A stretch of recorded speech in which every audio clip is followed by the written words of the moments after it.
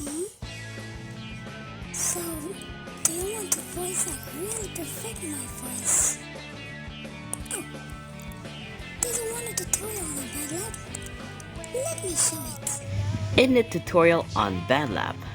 So, my name is your2slowk50. So first, then record a voice line on the Bandlab first. Yep, it's always done. So, you go to FX. There is a tails and on Bandlab first. So, another to FX with pitch and another in the comments. There's compender. It's ping pong, delay, exciter, pitch shifter, another with percussions. That's always same. What have you done? Done it again. Guys, check this out. Oh, do you